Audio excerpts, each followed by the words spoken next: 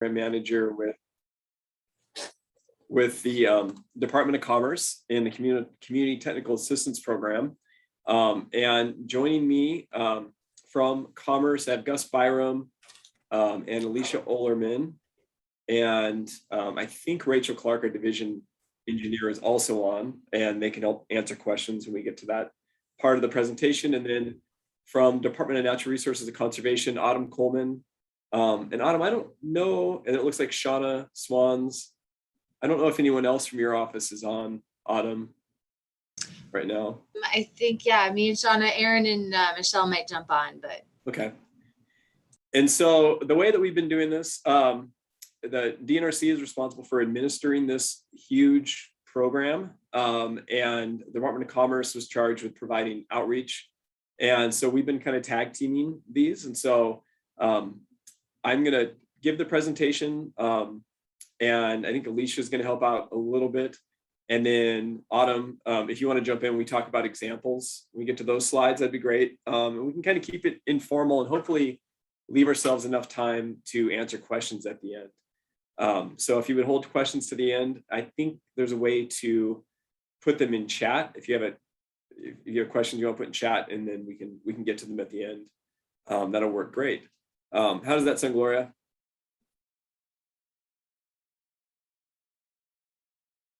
All right, well, we'll get started then. So the ARPA stands for the American Rescue Plan Act. It was passed on March 11th, and it was it's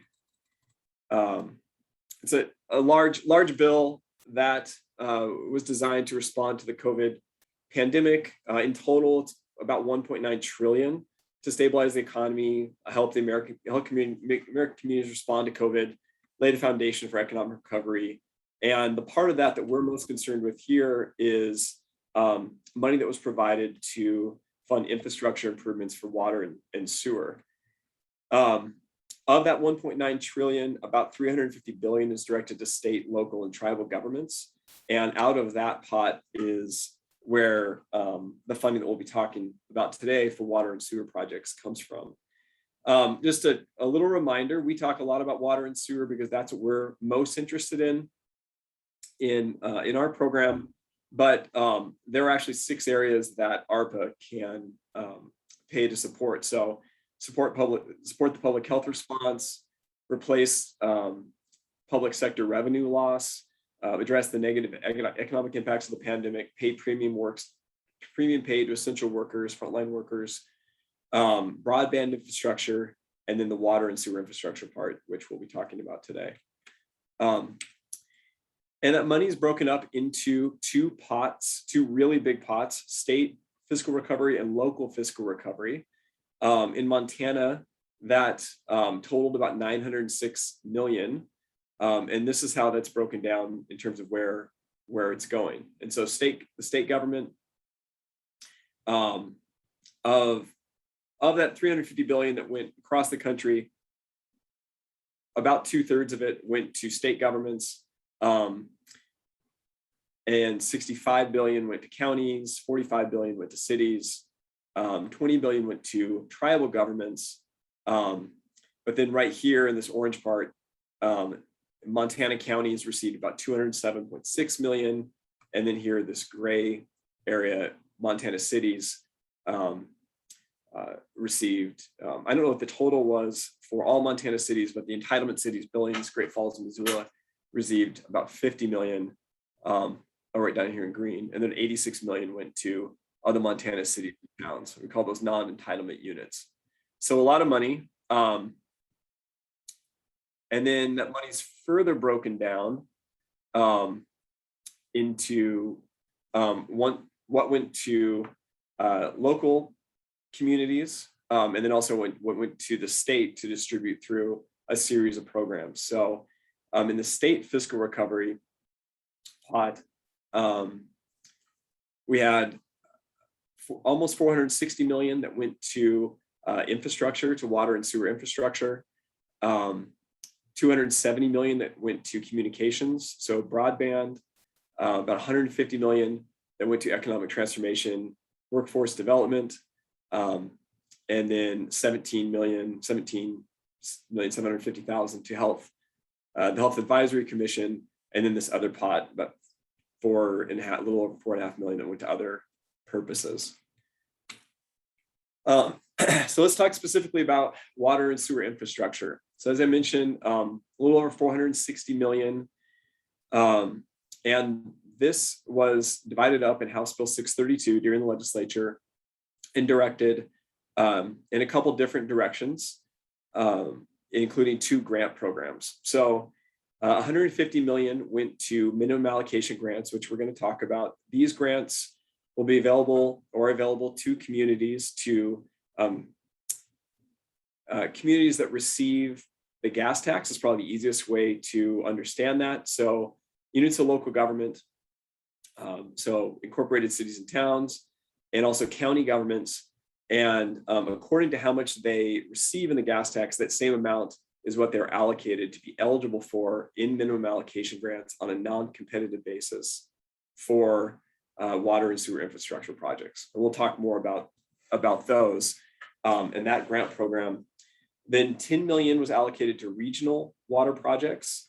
750,000 was allocated to technical assistance to the Department of Commerce to provide outreach and to help pay for the creation of an engineering pool that can provide engineering assistance for application preparation. 43.3 million to state long-range planning projects. And this includes the projects that are in House Bill 11 and 14. So the Renewable Resource Grant Program and the Reclamation Development Grant Program, and then also the Montana Coal Endowment Program, or MSEP, formerly known as TSEP, for projects that qualified, that have been funded under those grant programs. And then about 6.4 million for administration.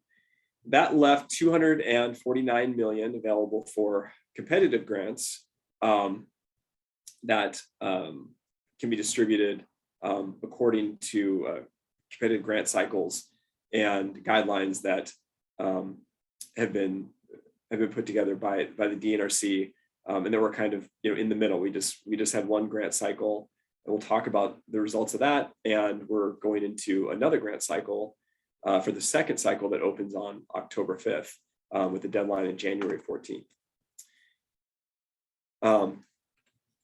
So for both minimum allocation and the competitive grant programs, the eligibility is of the projects themselves are the same. And the way that the guidance that came down from the federal government, from Treasury, on how to distribute the water and sewer infrastructure money in ARPA, the way that came down to the states directed us to use the existing state revolving fund guidelines for eligibility to distribute those funds. So the drinking water SRF funds for projects that are related to water supply, water distribution, safe drinking water, and the clean water state revolving fund SRF guidelines for sewer projects, but it doesn't just include sewer. We kind of shorthand it as sewer, but it can include stormwater and eligible irrigation projects. So in terms of water projects, what's eligible? Treatment, transmission and distribution, source, so developing a source or improvements to a source, storage, consolidation of a system, creation of new systems, energy efficiency, capital projects, planning is covered, and assessment, replacement of lead service lines. Initially, we thought there was no rehabilitation for dams or reservoirs, but then later got guidance on which projects might be eligible involving dams or reservoirs, and we can talk more about that during Q&A, and if we have any questions on that. And to understand what would be eligible, there's a link in this presentation down here. Essentially, what's eligible according to the EPA Drinking Water State Revolving Fund Eligibility Handbook, which is available online. Those same projects are generally eligible for ARPA funding, and that's a good guide. In terms of sewer projects, the Clean Water SRF eligibility applies, and those projects include centralized wastewater treatment, energy and water conservation, stormwater projects, decentralized water treatment, and then projects that result in a non-point source pollution reduction. So agricultural best management practices, resource extraction or contaminated sites, landfills, habitat protection and restoration, groundwater protection and restoration, surface water protection and restoration, and light drinking water planning and assessment is also covered. And then no rehabilitation of dams or reservoirs, and we can talk about that if there are any questions with regard to the Clean Water SRF on projects involving dams and reservoirs. And there's a link in the slide here if you want to go back to it, to the Clean Water SRF eligibility page on the EPA page if you need it. All right, so those are the projects that are eligible. The applicants that are eligible are local governments, and we'll talk about that a little bit more when we get into what defines a local government or eligible applicant for each of these programs. But before we get to that, we want to talk about these different pots of money and what they might be used for. So I started the presentation talking about the local fiscal recovery funds. Here we have that listed as Pot A. These are funds that came either directly to the larger cities in the state, cities that are considered entitled, mid-communities in Missoula, Great Falls, and Billings, directly from Treasury, or for other communities, they came to the state and the state distributed them. And those funds can be used by a receiving local government for anything that's outlined in ARPA, including water and sewer. So they could also be used for the other elements in terms of response to the pandemic, pay for frontline workers, refilling or recovering lost revenue.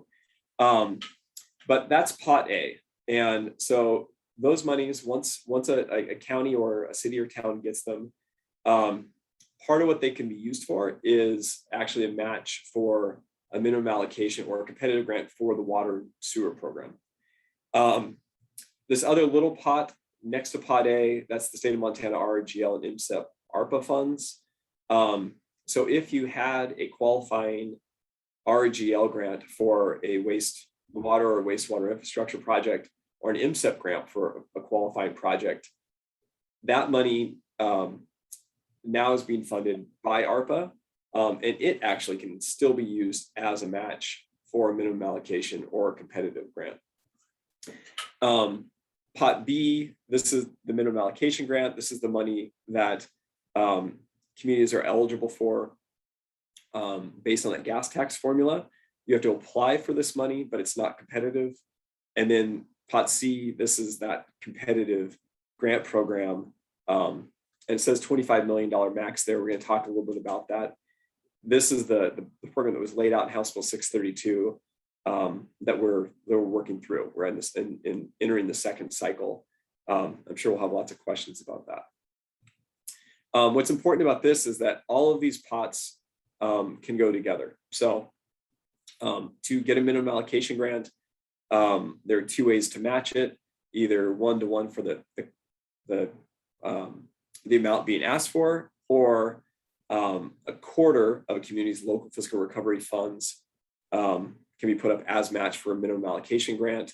And then a minimum allocation grant can be used, including that local fiscal recovery money, as match for a competitive grant. So it gets complicated, but there is, it is possible, and the way the program has been working so far, to essentially fund whole projects with almost nothing but ARPA grant money, federal money, for some of these big projects. And so we can talk about that. All right, so let's talk about the minimum allocation grant program. Starting July 15th, the application acceptance process was opened, and it will be open until January 1st, 2023. So If you're going to apply for a minimum allocation grant, you need to do so before January 1st, 2023. Any communities, so towns, cities, counties, eligible for these grants, if they don't apply by January 1st, 2023, that money will be reverted back into the competitive pot. At least that's the plan at this point. So we want to make sure we get those applications in. Once those applications are submitted, they're reviewed for eligibility. If they're deemed eligible, then they are recommended by DNRC to the Infrastructure Advisory Commission. This is the commission that was created by House Bill 632 to review recommendations from DNRC for funding, and then to make those recommendations, either revise those recommendations or pass them on to the governor to be approved and awarded. And once those are awarded, then their community can get to work on the project, and the money will be reimbursed for the eligible costs of the project as the project proceeds. Eligible applicants, as I mentioned before, are counties, incorporated towns, and cities. If you have a question about whether or not your town or city is eligible or receiving those funds, you can go to arpa.mt.gov, click on the local, if you're a city, click on the local government tab, and I would try to bring this up. This might get a little clunky. Here, let me share a screen real quick.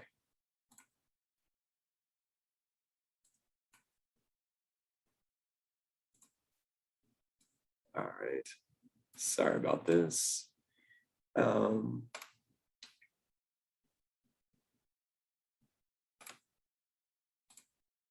right, so here's arpa.mt.gov, and for local fiscal recovery funds, if you go to, oh, sorry, this is the DNRC site. Let me bring it back.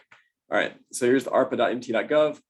You come here to local governments, and you can click on first tranche payment. You'll have a list of the cities that are receiving local fiscal recovery funds.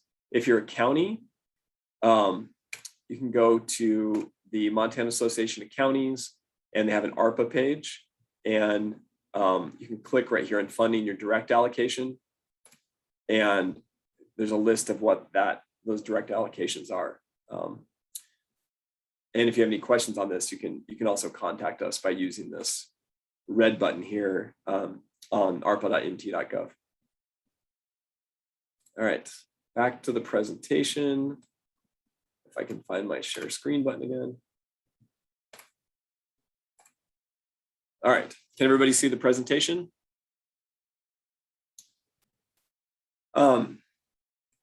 So the grant limits for minimum allocation are based on the gas tax allocation.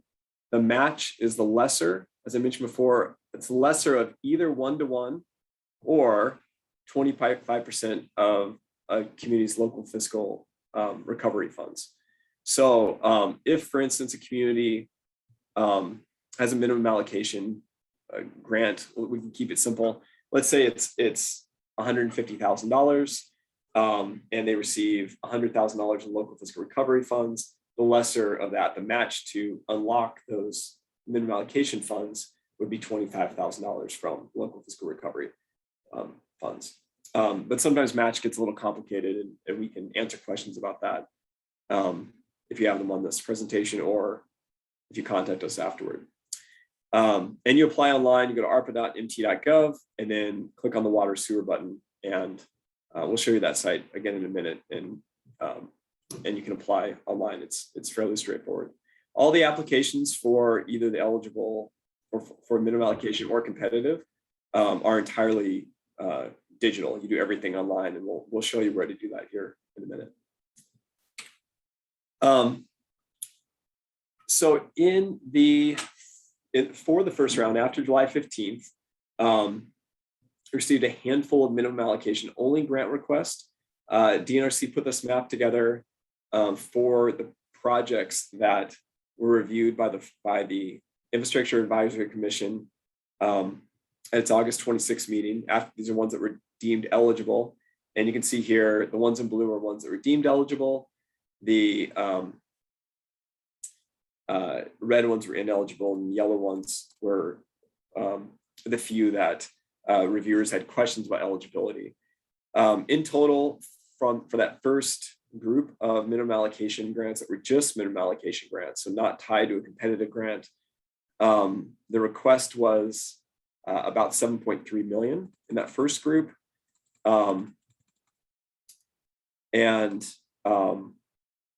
That group, I'm just reading through my notes, included 8 drinking water projects and then 5 clean water projects under the Clean Water SRF. That of those 5, 2 were stormwater, 2 were wastewater, and 1 was irrigation. We've received many applications since that first cycle, and we encourage, and we're happy to work with you. Encourage you to apply for minimum allocation grants if applying just for a minimum allocation grant fits the needs of your community, and we're happy to assist with that. All right, the competitive grant program. So eligible applicants for the competitive grant program is actually a larger group. So it includes towns, incorporated towns, cities, and counties, but it also includes water and sewer districts, school districts, water users associations, and tribal governments.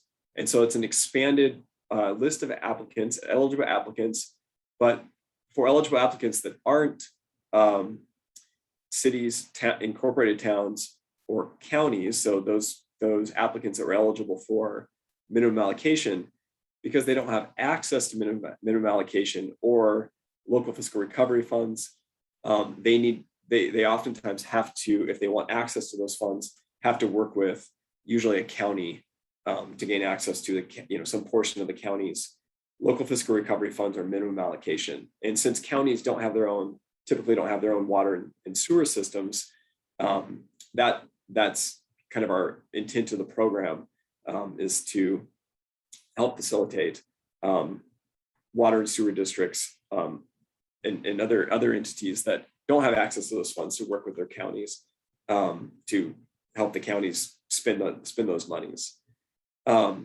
Same eligible projects as I mentioned before, the same kind of projects that are eligible for minimum allocation are eligible for competitive.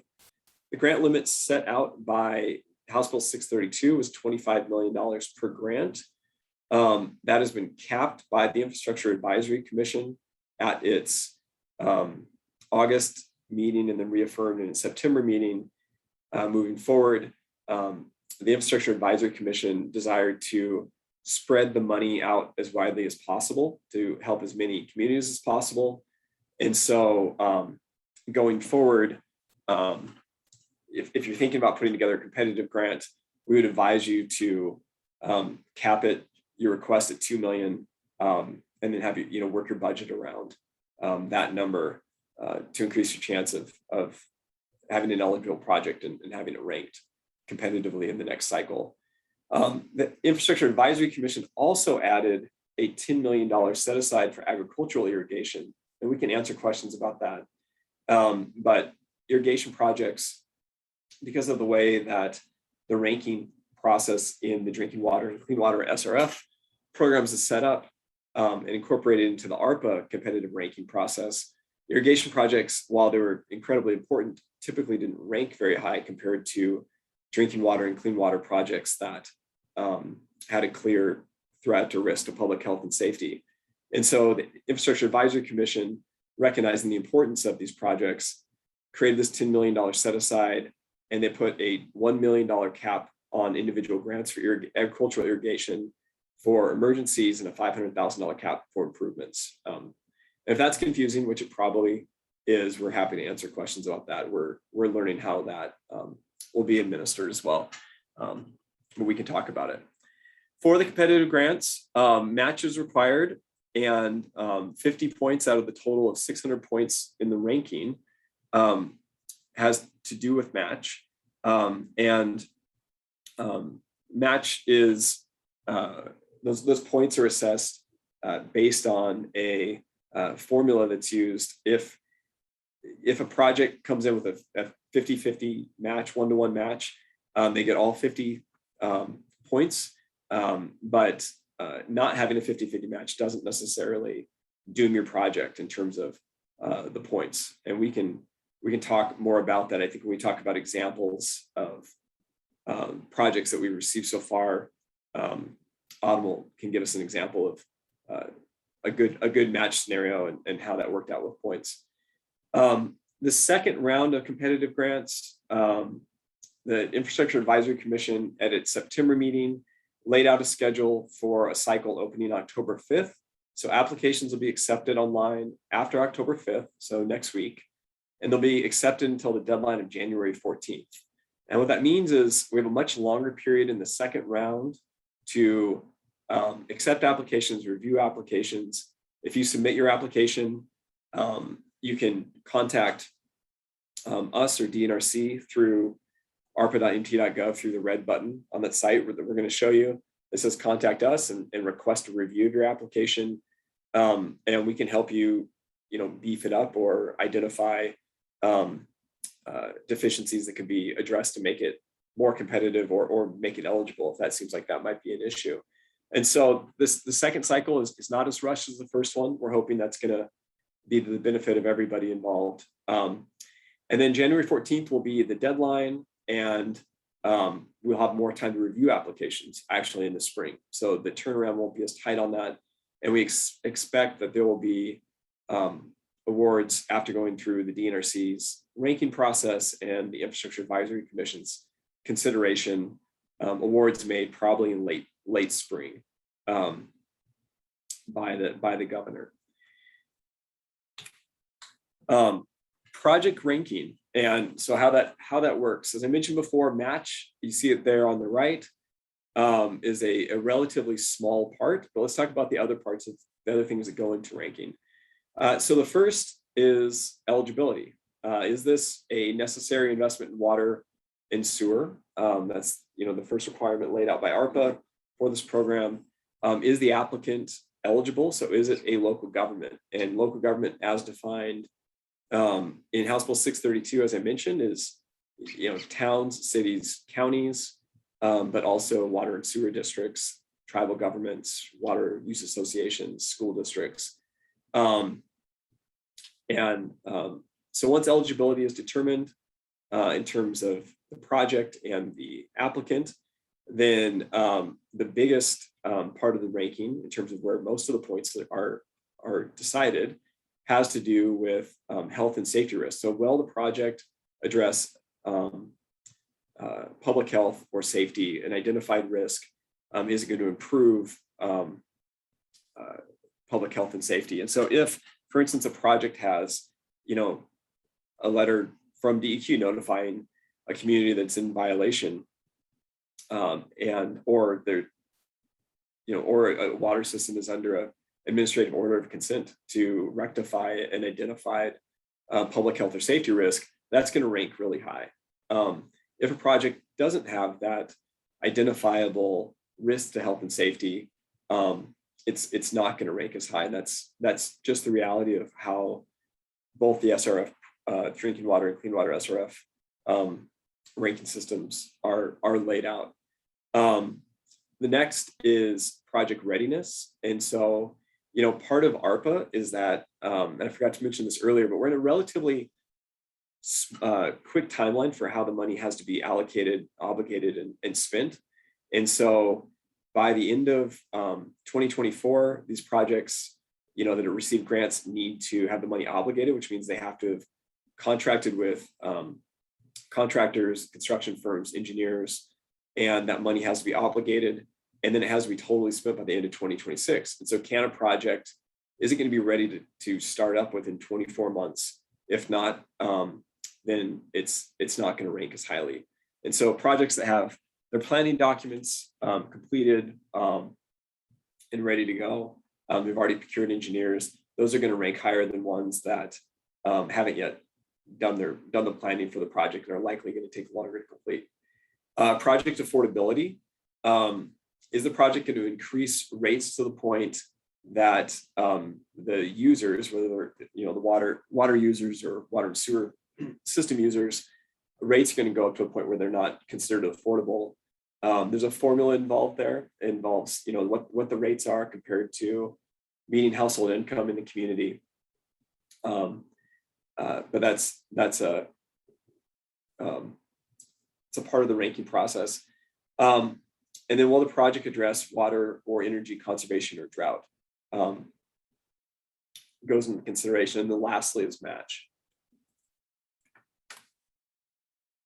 In that first round of competitive grants, we didn't really know how many applicants we'd get. We knew there was a huge need and a desire by communities to get access to this funding to get projects done. We ended up with more than 230 applications when all was said and done. And for the competitive program, totaling a total ask of about $860 million. So it was a very competitive round. And of those, we had 50 that were kind of questionably eligible, and then we had 14 that were deemed ineligible. This is where the grant applications came from. So the dark red are projects that ranked in the top 28 projects. The lesser dark red ranked in the top 60. Third one down, getting into the kind of like darker pink, were the top 70, 61 to 70. And then projects ranked in light pink were 75 to 241. Now, why this is important is the way with the Infrastructure Advisory Commission setting the cap at 2 million per grant.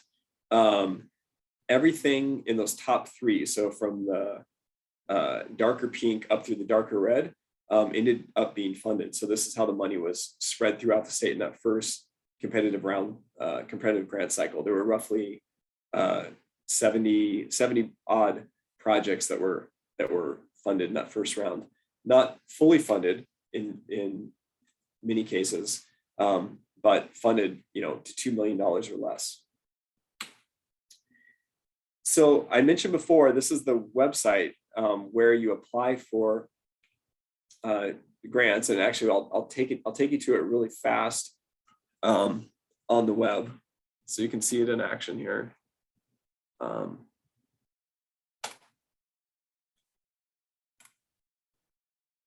right, so this is the website, arpa.mt.gov.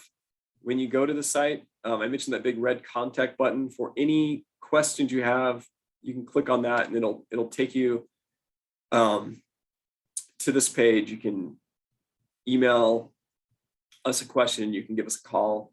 There's also FAQs there, which you can search for specific questions. But if we head back to the water and sewer program, you click on this, takes us over to the DNRC site for the water and sewer program. And here you can click on whether you want to apply for a minimum allocation grant or competitive grant.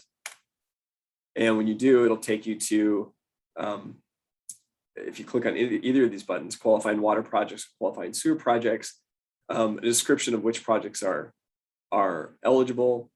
Here we can also scroll down and see a live kind of dashboard map of projects that have been funded. Or actually, if you go to minimum allocation, you can see what's funded, but this will tell you where, if you look over on the left, what your minimum allocation is, and then what match would be required for a minimum allocation grant. So here's for counties, for cities, when that pops up. And so, let's look at Belgrade. Okay, where'd it go? It'll show you the amount of both the allocation and the match. And then there's also a latitude and longitude location finder, which you'll need in your grant application. So you have to locate in the grant application where the project is going to take place, and you can use this tool to do that. Then if you were to click on the minimum allocation dashboard, this will actually give you a description of what has been funded so far. So similar map, but with the information. I thought you could see what have been funded so far. And then here under application guidance, those are guidelines to use in preparing your application. And then of course, you can click right here to start your application. All right. Let me turn it back over to the presentation.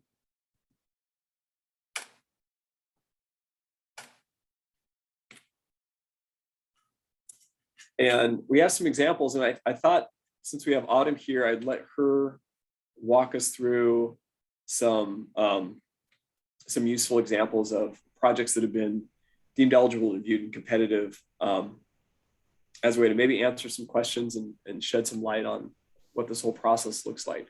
So Autumn, whenever you're ready. Yeah, thank you so much, Cody. So a couple of example projects, and I like the ones that Cody chose for this presentation. One thing that I just want to note about Choteau County is Choteau County actually, worked really hard with the communities, the smaller towns that are unincorporated and the towns that are incorporated in their county to help them out and distribute not only their minimum allocation grant funds, so their Pot B funds, but also their ARPA local fiscal recovery funds. So they did a tremendous job of putting these applications together. So Choteau County wants to help Loma tune up their water system in anticipation. I think of them connecting to regional water, but I can't quite remember, but they do want to do quite a few improvements. Most of them are within the transmission and distribution. And so what Choteau did is, so Choteau, because Loma did not get, a minimum allocation, they didn't get local fiscal recovery funds. So Choteau County is essentially sponsoring this whole application for them. So the minimum allocation grant that they committed was, almost $228,000. They matched it with their Choteau County's local fiscal recovery funds as well. So when we look at match, so for the minimum allocations, we have to make sure that, the match requirements are met. And so it's either 1-to-1 or 25% of what Choteau County would be receiving for their local fiscal recovery. So right now we can see right off the bat that Choteau County met their minimum allocation. They also have an MCEP grant from this last round. This is also ARPA money as well. So this entire project is, going to be funded through ARPA money. So for, essentially, close to $1 million project, these guys got a pretty good looking funding package thanks to Choteau County. So I think the folks in Loma are going to be pretty happy about that. Whereas normally, we would see these and they'd come in and ask for an MCEP grant and then have to borrow the rest of this or do something else. So this is a pretty nice, a nice example project. Next one, Cody.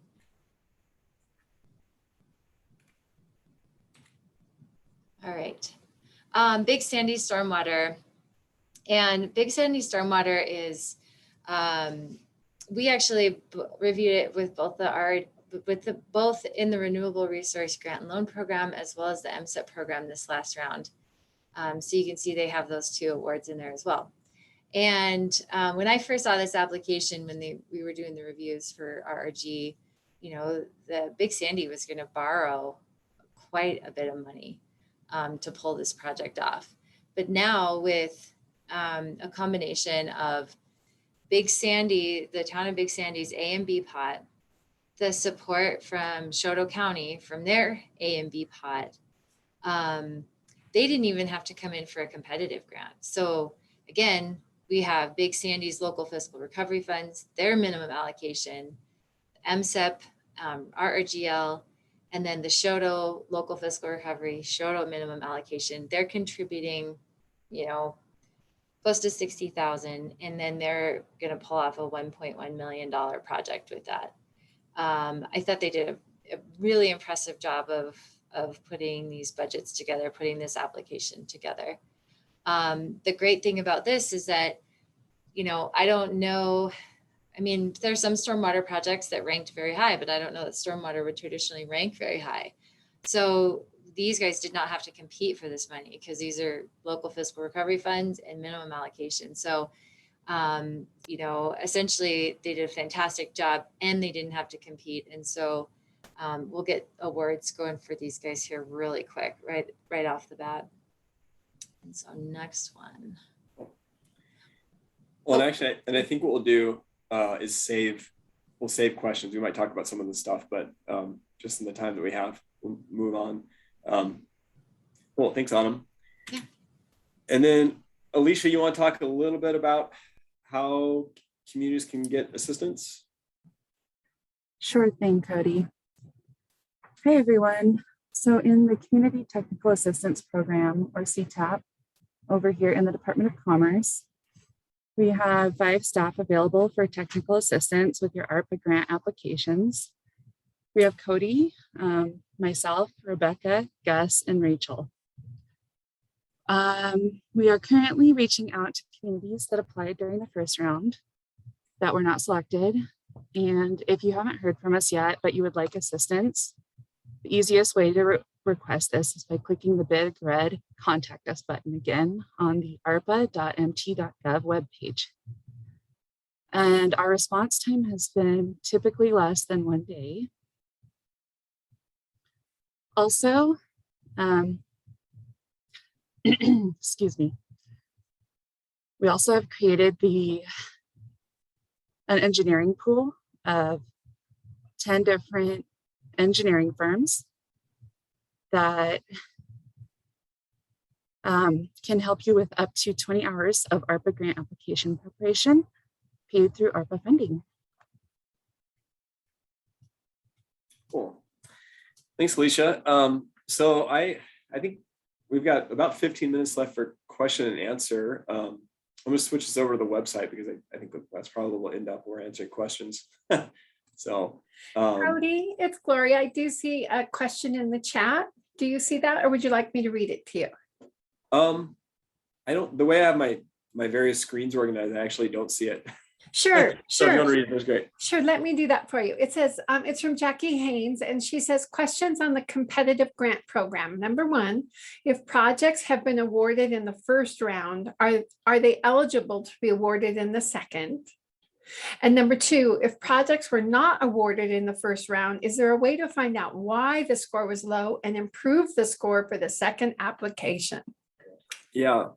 So one of the decisions that the Infrastructure Advisory Commission made at its last meeting was that if a project was awarded a competitive grant in the first round, they could not be awarded one in the second round. That's correct, Autumn. I want to make sure I'm saying that correctly. And then if they weren't awarded in the first round, the best way, there are a couple different ways to find more information about their application, but the DNRC is setting up a scheduler that'll be available online, in which you can set up, a 30-minute meeting to talk to the staff that reviewed the application and talk, point by point through the review. You can also use that Contact Us button and put a question in, and we can contact you from Commerce and help walk you through the application as well. And so I would say click the red button. I'm not sure when or how to access that scheduler, if that's going to be through that Contact Us button. Autumn, do you know what that's going to look like?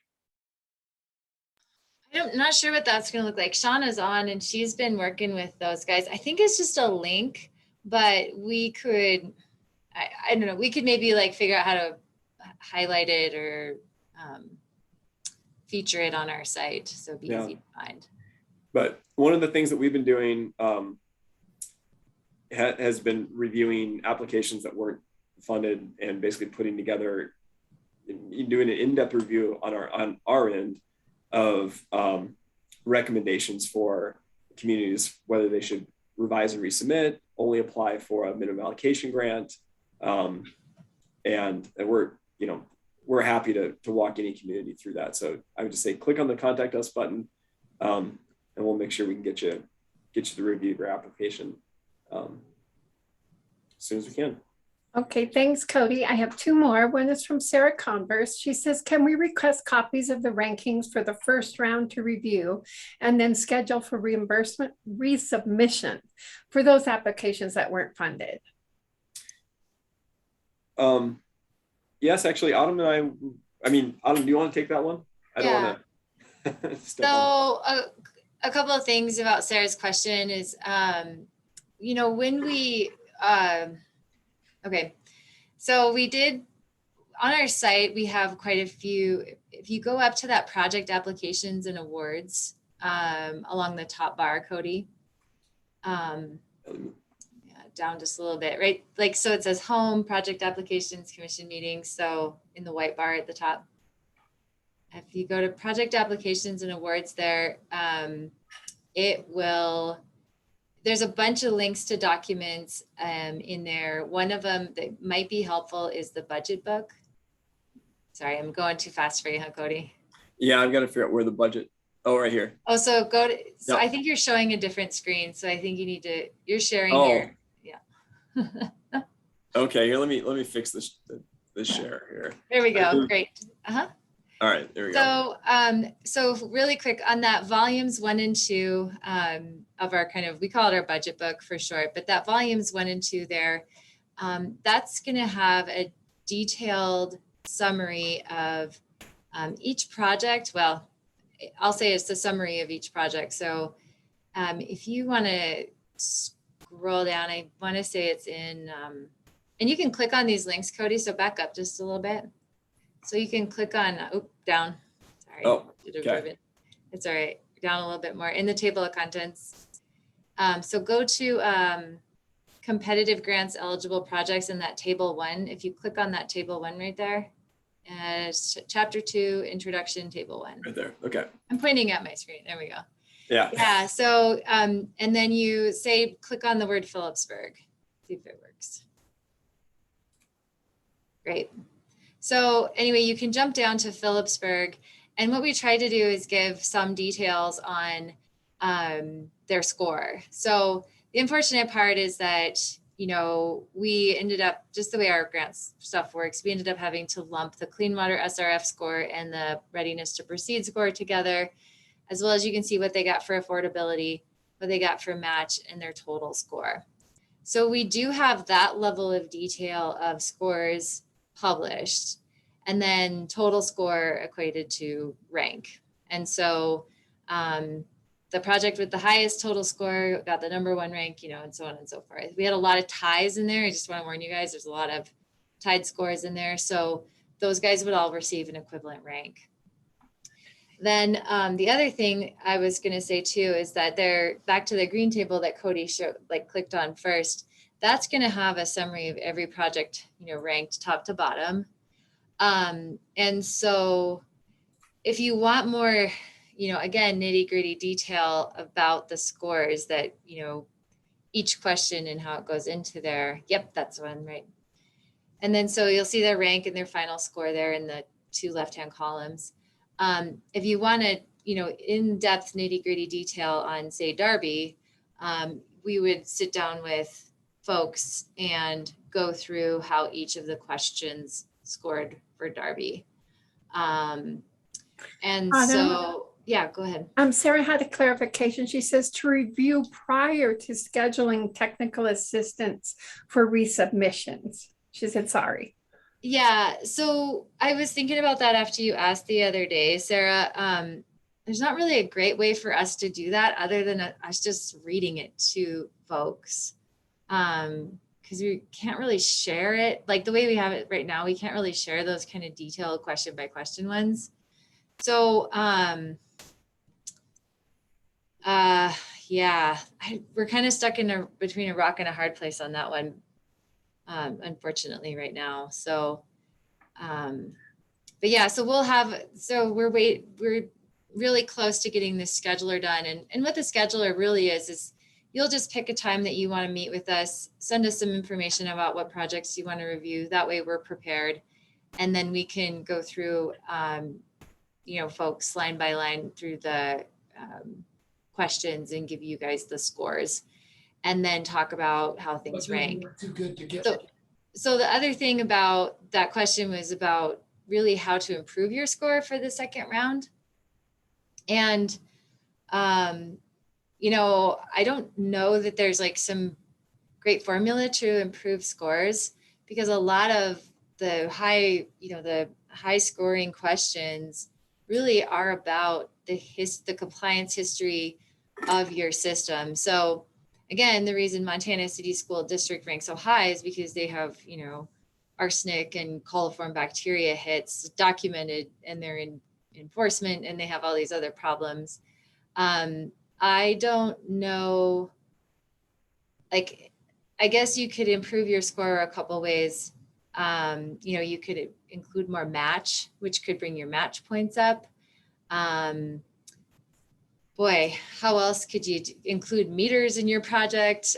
There's little things like that could crank a score up. But the way the clean water SRF and the drinking water SRF programs really, we stole their ranking criteria to do this. They're really focused on the severity of the problem that these communities are facing. So it's, and then how that project will address those problems, to the extent the project will address those problems. And so it's hard to improve your scores by drastic amounts, unless you guys are just really facing these, very severe problems. So I think there's little tune-ups we could do, and we can visit about those as we go through scores, and try to give you guys any feedback that we got from reviewers. But really, I think the best way to do that is over the phone, because I think every community is going to have different questions. So that's our best process for it right now. We're really inventing this as we go along. So that's kind of where we're heading right now. And Thanks, Autumn. Thank you. And Julie Foster has posted a question too. I received some excellent help from Rachel Clark. Thank you for that. One of the things I understood from our call was that we could begin the construction now. We could still apply for our entire project in the second round. This is so unlike nearly all grants, so I want to make sure I heard it correctly. Thank you. so Julie, do you want to take it, Cody, or do you want me to? You can. I just wanted to make sure I understood the question. Yeah. Yeah. So Julie, one of the things that ARPA allowed us to do, and this was an ARPA rule, that we've never had this rule before, but we could reimburse expenses back to March 3rd, 2021. So if you have eligible expenses, starting March 3rd, when you get an award, we can reimburse those expenses. Couple of caveats in that: one, they have to be eligible expenses. So there's a couple of, hoops to jump through there. And I would say the other thing about that is that it is a little bit of a risk to assume that you will get an award. I don't think it's a huge risk, but it's a little bit of a risk. The other thing is that you want to make sure that we cannot reimburse any payments on loans. So if you have borrowed money to do your project and you've paid those bills with loan funds, we cannot reimburse loan payments.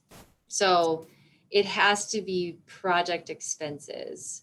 And so there's a couple little caveats on that, but yes, Rachel's correct, is that if you want to get started on your project, you can start working on it, start paying bills. You can apply for that entire project, the cost of that entire project. The other thing you can do is any money that you've spent on that project, you can count toward your match. We are being very flexible with what we consider match. And so previously expended costs on a project can be considered match. So Julie, that could go either way. You could apply for the whole thing, or you could apply for, the project going forward. So I don't know that there's a strategy there, but if you need more match points, there might be a strategy there.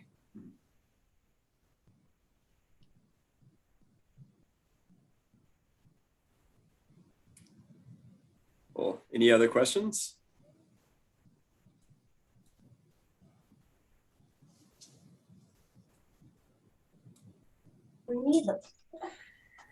Well, thank you everyone for being on the call. We do have this recorded, and if I'll post it on the META events page. So if you missed it or want to come back to it again later, it'll be on metamembers.org under events. Yeah, thank you so much, Gloria, for organizing this, and for everybody for taking part. And please, if we can't reiterate enough that this is a complicated process. It's one that's moving, and we're happy to answer questions and help walk you through it. So Okay, don't and real hesitate. quick, Cody, real go ahead. quick, Shauna just posted the scheduler app will be launched next week with a very prominent button on the homepage. Yeah. Great. I was going to say too, even if you do get to the red contact us button, we'll work with the call center folks that answer those calls and let them know the scheduler is an option. So we'll get you guys one way or another. Great. Well, thanks so much. Thanks, everyone. Have a great day. Thanks, Cody.